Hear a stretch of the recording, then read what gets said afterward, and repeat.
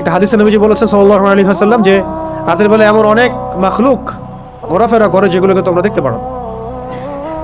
একটা হাদিসে আসছে তোমরা সন্তানদেরকে সন্ধ্যাবেলা ছেড়ে দিও না, যখন যদি ছাড়তেই হয় তাহলে সন্ধ্যা যখন হয়ে যাবে একবারে পরিপূর্ণরূপে তারপরে ছেড়ো। কেন বলা হচ্ছে এগুলো? আবার বলা হচ্ছে গভীর রাতে তোমরা এই একাকী এদিক ওদিকে যে আমরা যে ভবঘুরে হয়ে ঘোরাফেরা করি এগুলো করতে নিষেধ করা হচ্ছে হাদিসে। কারণ কি? কারণ রাতের বেলা এমন অনেক মাখলুক ঘোরাফেরা করে যেগুলোকে আমরা দেখতে পারি না। আমাদের দৃষ্টির সীমা তো খুব ছোট। সকালবেলা মোরগ ডাকে, খেয়াল করেছেন? কেন ডাকে জানেন? সে ফেরেশতা দেখতে পারে। একটা মোরগ একটা একজন ফেরেশতাকে, মালাককে দেখতে পারেন, সম্মানিত ফেরেশতাকে দেখতে পারেন, আমরা দেখতে পারি না। ওই জন্য তখন পড়তে হয় আল্লাহুম্মা ইন্নী আসআলুকা মিন ফাদলিকা, আল্লাহুম্মা ইন্নী আসআলুকা মিন ফাদলিকা। আবার দেখো রাতের বেলা কুকুর চিল্লাচিল্লি করে বেশি। রাতের বেলা কি করে? কুকুর চিল্লাচিল্লি করে বেশি। রাত কুকুরের ডাক শুনলে আমাদেরকে পড়তে হবে আউযু বিল্লাহি মিনাশ শাইতানির রাজিম। কারণ কুকুর দেখতে পারে জিন শয়তান। কুকুরের দৃষ্টি আমাদের দৃষ্টির চেয়ে এখানে প্রখর, সে দেখতে পারে জিন শয়তান, আমরা দেখতে পারি না। একটা মোরগ দেখতে পারে ফেরেশতা, আমরা দেখতে পারি না। তা আমাদের দৃষ্টি খুবই দুর্বল।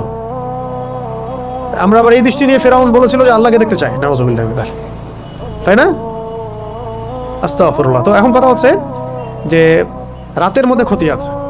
এই জন্য রাতের বেলা, এখন তো রাত দিন হয়ে গেছে, দিন রাত হয়ে গেছে, এই কারণে রাতের বেলা যারা দুনিয়াবি কারণে বা ফাহেসা কাজে ব্যস্ত থাকেন, একটা তো দিনই এলেম চর্চা করা, রাত জেগে ইবাদত করা, সেটা তো আলাদা বিষয়, সেটা অনেক বেশি ফজিলতেরও।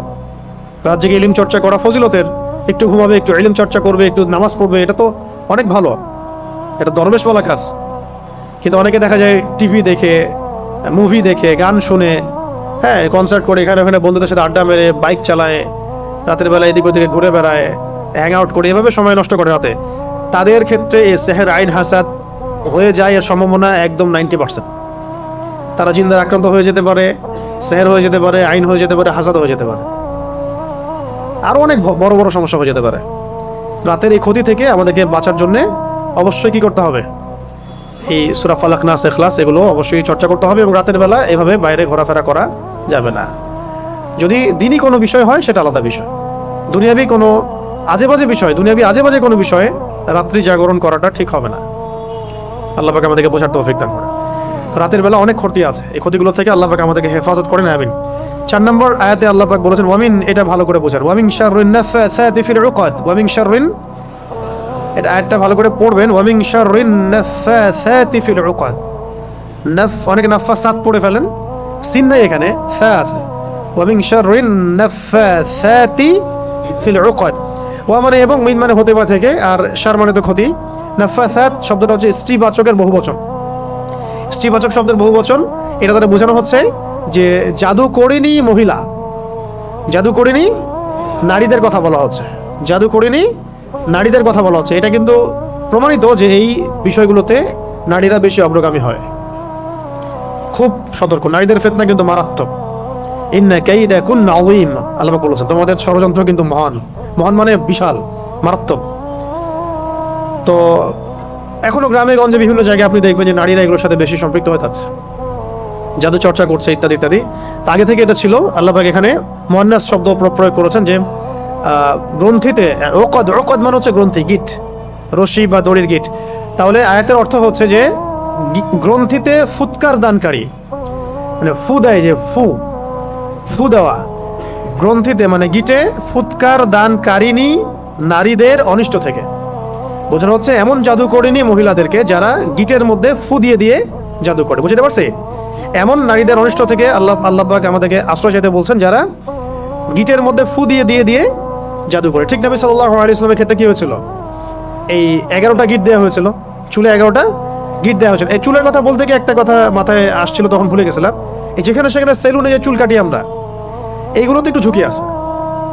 মানে চুলগুলো কখন কোথায় কি হচ্ছে, আপনার কোন দুশ্মন আপনার চুল নিয়ে চলে যাবে আপনি তো টের পাচ্ছেন না। ব্যাপারটা বুঝতে পারছেন?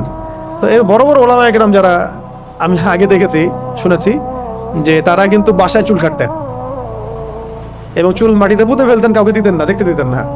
কে জানে আবার শত্রুতা করে কেউ যদি চুল নিয়ে চলে যায়, আপনার শত্রু টানে ভাবে থাকতে পারে, আপনি তো বুঝতে পারবেন না। তো যাই হোক, এত বেশি আমার ভয়ের কিছু নাই।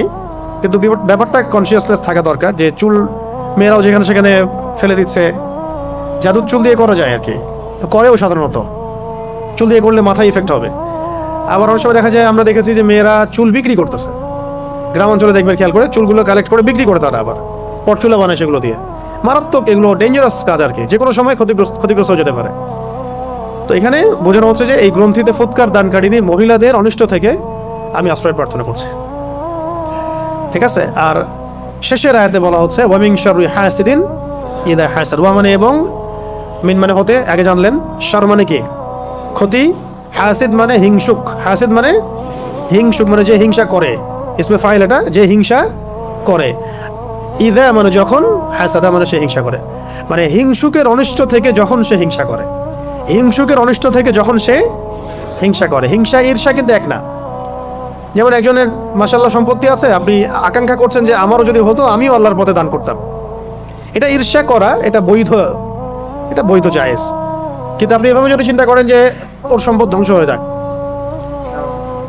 ওর এই মানে অবস্থান ধ্বংস হয়ে যাক, আল্লাহ পাক তাকে বড় করতেছেন কেন, তার গা জ্বলতেছে, সে কিভাবে বড় হয়ে গেল, গা জ্বলতেছে, এগুলো যে হিংসা, এটা তো নিজে বোঝাই যায়, নিজের বিবেকই বলে দেয় যে সে হিংসা করছে কিনা। হিংসা করার সাথে সাথে নূর নষ্ট হয়ে যায়। হিংসার আগুন বলে না, হিংসার অনল বলে না কথা একটা, ঈর্ষার অনল, হিংসার অনল। আসলে ব্যাপারটা অনলই, আগুনই। সেহের আইন হাসান থেকে আপনি ট্যাবলেট খেয়ে আপনি বাঁচতে পারবেন না, ঠিক আছে। তো ট্যাবলেট খেয়ে, ইঞ্জেকশন নিয়ে এইভাবে আপনি বাঁচতে পারবেন না।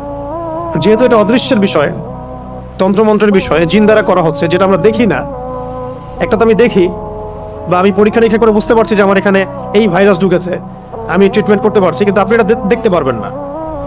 কিন্তু আপনি ইনফেক্টেড হয়ে গেলে অসুস্থতা ফিল করবেন। তাই এটা সবচেয়ে বড় মানে সমাধান হচ্ছে আগে থেকে নিজেকে সুরক্ষিত রাখা।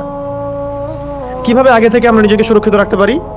1 নাম্বার পয়েন্টগুলো খুব ভালো করে মনে রাখতে হবে। 1 নাম্বার হচ্ছে দৈনন্দিন ফরজ ওয়াজিবকে ছাড়া যাবে না।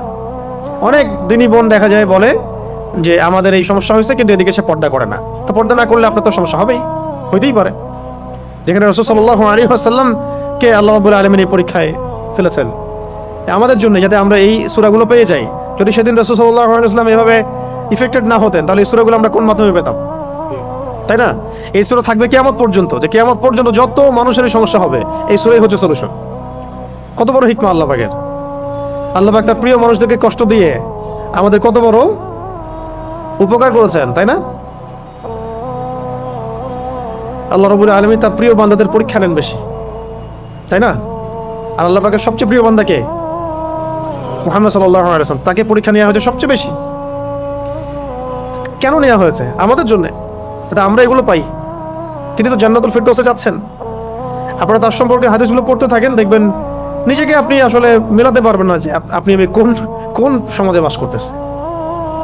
কারোর মধ্যে কি সামান্য এই চেতনাবোধটুকু কাজ করতেছে না যে সে রাসূল সাল্লাল্লাহু আলাইহি ওয়াসাল্লামের উম্মাহ? এমন একটা অবস্থা হচ্ছে, দেখেন এটা নর্মালাইজ হয়ে যাচ্ছে দিন দিন, যে রাসূলকে তো গালি দেয়ই মানুষ, নাউযুবিল্লাহি মিন যালিক। দেখছেন খেয়াল করে? আগে একটা গালি দিলে তখন সবাই একসাথে প্রতিবাদ করতো। আস্তে আস্তে আস্তে ব্যাপারটাকে নর্মালাইজ করা হয়ে গেল। ঠিক যেমন রিবা, সুদ, প্রথম দিকে যখন চালু হয়েছে তখন মানুষ এটাকে খুব প্রতিবাদ করেছে আর কি। আস্তে আস্তে এমন নর্মাল হলো তো পুরো ওয়াজিব হয়ে গেছে এখন, নাউযুবিল্লাহি মিন যালিক। আপনারা দেখে নিয়েন, সিমিলারলি এখন এলজিবিটি নিয়ে যত কথা হচ্ছে, এগুলো এক পর্যায়ে আল্লাহ না করুক নর্মাল হয়ে যেতে পারে। হ্যাঁ, এখন তো অনেকেই প্রতিবাদ করছেন, সমাবেশ হচ্ছে, না এটা খারাপ, এটা খারাপ। আস্তে আস্তে দেখবেন মানুষের নর্মাল করে ফেলছে। সমকামিতা নিয়ে কথা হলো না মাঝখানে, প্রথম দিকে মারাত্মক প্রতিক্রিয়া দেখা গেল। এখন দেখেন কিন্তু সমকামিতার হার বেড়ে গেছে, বহুত বেড়ে গেছে। এটা নর্মাল হয়ে যাচ্ছে আস্তে আস্তে। আমরা একটা জেনারেশন যার একটা কোর একটা মানে এনভায়রনমেন্টের মধ্যে থাকি। আপনি আপনার দিনী ভাইদের সাথে মেশেন, বোনদের সাথে মেশে, আমরা কিন্তু জানি না আসলে বাইরের ওয়ার্ল্ডে কি হচ্ছে। বাইরের ওয়ার্ল্ডে যে কত বাজে অবস্থা চলে গেছে, এটা আপনি এখান থেকে একটু বেরোলে বুঝতে পারবেন। ওই ওয়ার্ল্ডগুলোর কিছু মানুষের সাথে মিশলে বুঝতে পারবেন কোন জায়গায় চলে গেছে দুনিয়া এখন। আরও আছে ব্যাপার, এই যে এখন একটা ইস্যু আসছে, ওই পশ্চিমাদের মানবাধিকার, সোকল্ড, ওদের বানানো শব্দ, সোকল্ড মানবাধিকার অফিস। এখন প্রতিবাদ হচ্ছে, কিছু কথা হচ্ছে, দেখবেন যদি প্রতিষ্ঠা হয়ে যায় নর্মাল হয়ে যাবে আস্তে আস্তে। এরকম মানবাধিকার ওদের ফিলিস্তিনে নাই, মানবাধিকার কমিশন সে খুলতে পারে না, হ্যাঁ, ইয়েমেনে খুলতে পারে না। যে জাতি আপনার আমার নবীকে হত্যা করার চেষ্টা করতে পারে, যে জাতি চুক্তি ভঙ্গ করে নবীর সাথে, যে জাতি এর আগে জাকারিয়া আলাইহিস সালামকে হত্যা করেছে, হ্যাঁ, যে জাতি এর আগে ইয়াহইয়া আলাইহিস সালামকে হত্যা করেছে, যে জাতি মুসা আলাইহিস সালামকে কষ্ট দিয়েছে, ঈসা ইবনে মারইয়ামকে হত্যার চেষ্টা করেছে, যে জাতি মুহাম্মদ সাল্লাল্লাহু আলাইহি ওয়াসাল্লামকে উপর থেকে পাথর ফেলে হত্যার চেষ্টা করেছে, ঠিক আছে, বনু কুরাইজা, বনু কাইনুকা, বনু নাজির চুক্তি ভঙ্গ করেছে, যে জাতি খায়বারে আমাদের সাথে লড়াই করেছে, যে জাতি আমাদের নবীজিকে বিষপান করানোর চেষ্টা করেছে, আর যে জাতি আমাদের নবীকে সেহর পর্যন্ত করেছে, এই জাতির সাথে কি কোনো রকমের আপনি শান্তি চুক্তি করতে পারবেন? সেই জাতি এবং তার অনুসারীরাই আজকে গাজা করেছে। তা আমরা আমাদের শত্রু থেকে চিনতে পারছি না। শুধু সে একা না, তার সাথে যত রকমের আরবের মুনাফিক আছে এরাও আমাদের শত্রু। তার সাথে যত পশ্চিমারা আতাত করেছে এরাও আমাদের স্পষ্ট শত্রু। তার আন্ডারে যত সংগঠন আছে যারা ওদের হয়ে কাজ করে এরা প্রত্যেকে আমাদের শত্রু। এমনকি তাদের সাথে যে মুশরিকরা ঐক্যবদ্ধ হয়েছে এখন, তাদের কেউ কেউ আমাদের বাড়ির পাশেও আছে, এরাও আমাদের স্পষ্ট শত্রু। এদের সবার এজেন্ট একটাই, তারা পুরো বিশ্ব থেকে তাওহীদপন্থীদেরকে মিটিয়ে ফেলতে চায়। মুহাম্মদ সাল্লাল্লাহু আলাইহি ওয়াসাল্লামের সঠিক এবং দৃঢ় অনুসারীদেরকে তারা ধ্বংস করতে চায়, ইমানদারদেরকে তারা হত্যা করতে চায়। এটা হচ্ছে তাদের মূল মিশন, এবং এগুলোর মধ্য দিয়ে তারা বিশ্বকে শাসন করতে চায়। তবে তাদের এই স্বপ্নটা কখনোই বাস্তবায়িত হবে না ইনশাআল্লাহ। কারণ ঠিক এই মুহররম মাসের আশুরায় এটার দলিল আছে মওজুদ। ঠিক যেভাবে আল্লাহ রাব্বুল আলামিন ফেরাউনের বাসায় মূসাকে বড় করেছেন আলাইহিস সালাম, দেখবেন আল্লাহ রাব্বুল আলামিন ওইভাবেই এই শাম অঞ্চলের মধ্যে ইমাম ঢুকাই দিবেন, ওদের ঘরের মধ্যেই ইনশাআল্লাহ।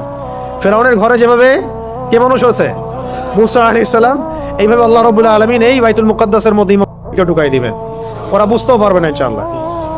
এটা বাস্তব, দেখেন এরকমই হবে ইনশাআল্লাহ।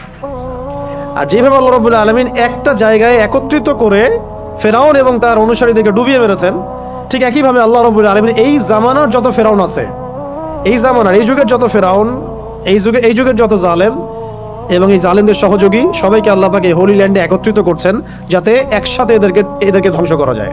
এটা ইতিহাস লিখিত হয়ে গেছে। এটা আমি এই জন্য বললাম যাতে মুসলিমরা আপনারা যেন কখনো হীনমন্যতা না ভোগেন যে কি হচ্ছে গাজায়, কি হচ্ছে ফিলিস্তিনে, কি হচ্ছে ইরাকে, সিরিয়ায়, আমরা মনে হয় দুর্বল। এগুলো হচ্ছে আল্লাহ রাব্বুল আলামিনের মাস্টার প্ল্যান। সাফল্য দুইভাবে আসে, এক হচ্ছে শাহাদাতের মাধ্যমে, এক হচ্ছে গাজী হওয়ার মাধ্যমে।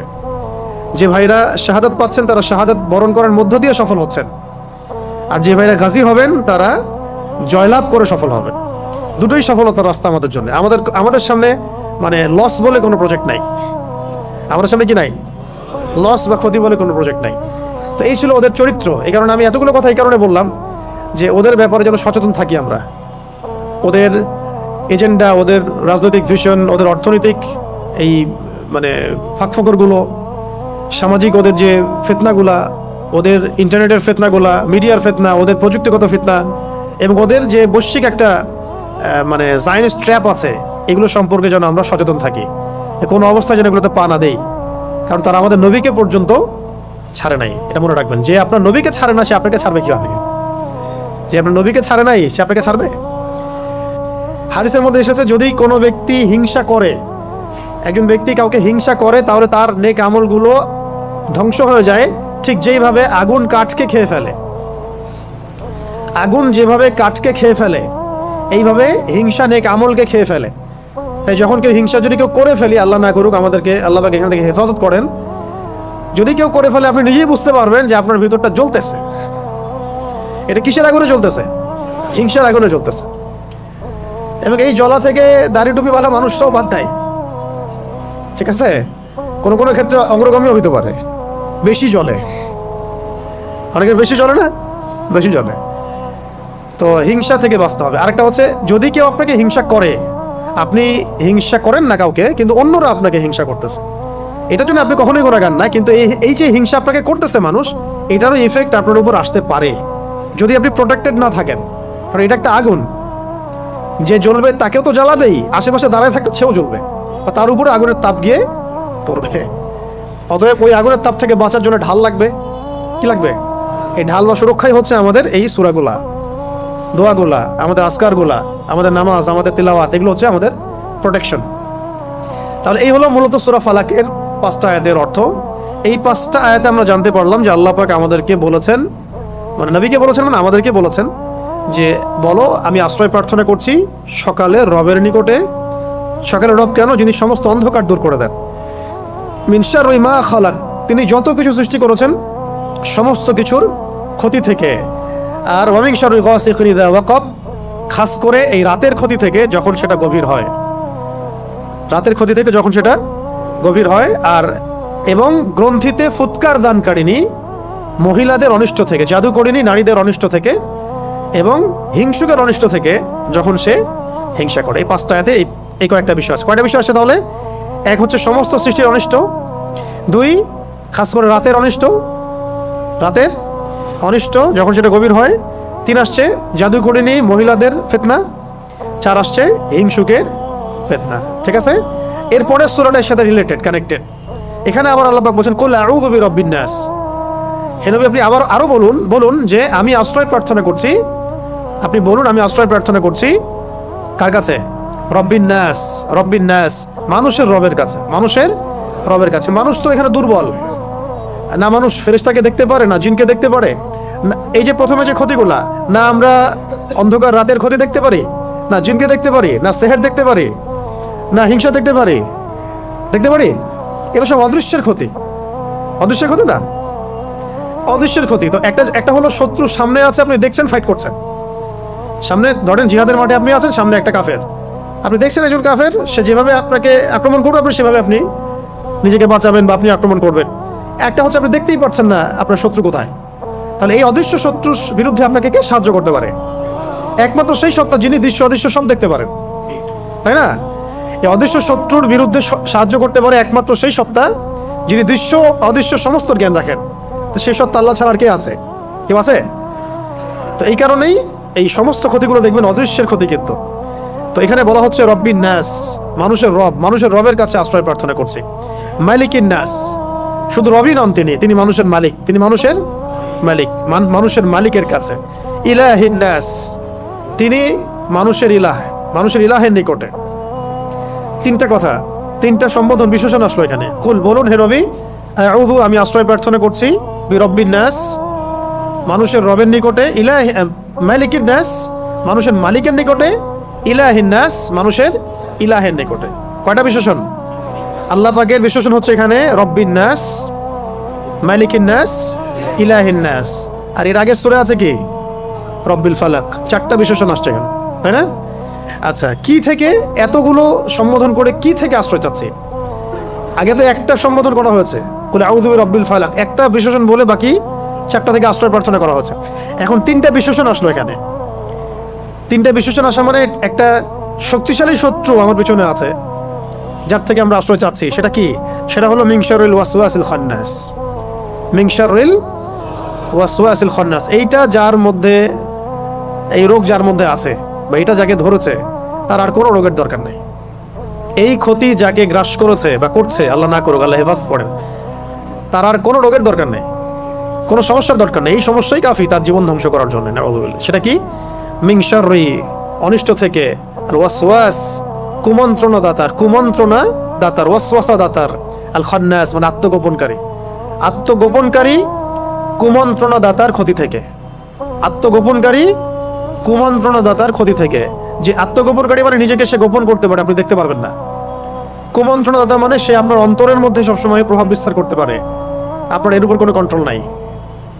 ঠিক আছে?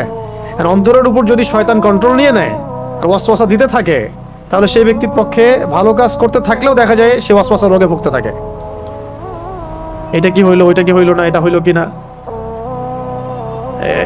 এটা ঠিক হচ্ছে কিনা, ওইটা ঠিক হচ্ছে কিনা। ভালো একটা কাজ করতেছে কিন্তু ওয়াসওয়াসা, এটা তো ভালোর কথা বললাম, আর খারাপ তো সারা ওয়াসওয়াসা আসতেই থাকে মাথার মধ্যে।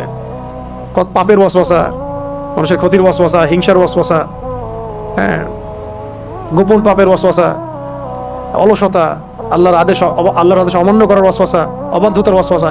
এটা যাকে গ্রাস করেছে আর কি, এই ওয়াসওয়াসুল খান্নাস, তার আর কোনো ক্ষতির দরকার না, এটাই তার জীবন ধ্বংস করতে পারে।